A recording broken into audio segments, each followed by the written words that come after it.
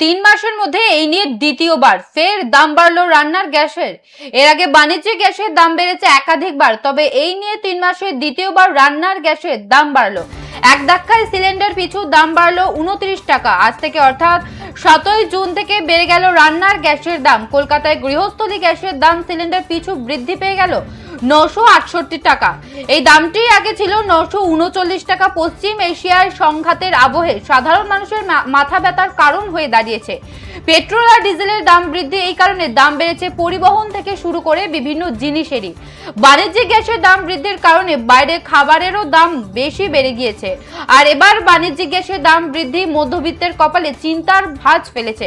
গত 1 জুন থেকে কলকাতায় সিলিন্ডার পিছু বাণিজ্যিক গ্যাসের দাম 53 টাকা 50 পয়সা বৃদ্ধি পেয়ে হয়েছে 3255 টাকা 50 পয়সা। এর ঠিক 5 দিনের মাথায় এতদিন পর্যন্ত বারে বারে দাম কমা বাড়া করছে বাণিজ্যিক গ্যাসের। তবে এবার 3 মাসে দ্বিতীয়বার বেড়ে গেল রান্নার গ্যাসের দাম। শনিবার দেশের রাজধানী নয়াদিল্লিতে সিলিন্ডার পিছু 29 টাকা দাম বেড়ে গিয়েছে। দাম হলো 942 টাকা। এর আগে দাম ছিল 913 টাকা।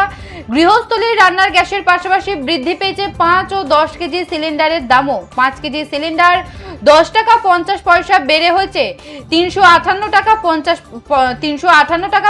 পয়সা। 10 কেজির দাম বেড়ে হয়েছে 691 টাকা 50 পয়সা। পশ্চিম এশিয়ার রাজনৈতিক উত্তেজনা আর হরমুজ প্রণালীতে জাহাজ চলাচলের সমস্যা হওয়ার কারণেই বারে বারে দাম বাড়ছে গ্যাসের। হরমুজ প্রণালীতে জাহাজ চলাচলে বাধার কারণে এলপিজি আমদানিতে বাধার সৃষ্টি হচ্ছে, সেই কারণেই দাম বাড়ছে গ্যাসের।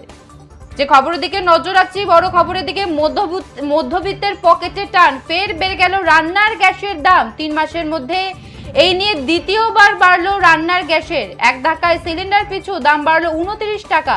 7ই জুন থেকে বেড়ে গেল রান্নার গ্যাসের দাম। গৃহস্থলী গ্যাসের দাম সিলিন্ডার পিছু বৃদ্ধি পেয়ে হলো 968 টাকা। আগে দাম ছিল 939 টাকা। বাণিজ্যিক গ্যাসের দাম বৃদ্ধি পাওয়ার 5 দিনের মাথায় বাড়লো রান্নার গ্যাসের দাম।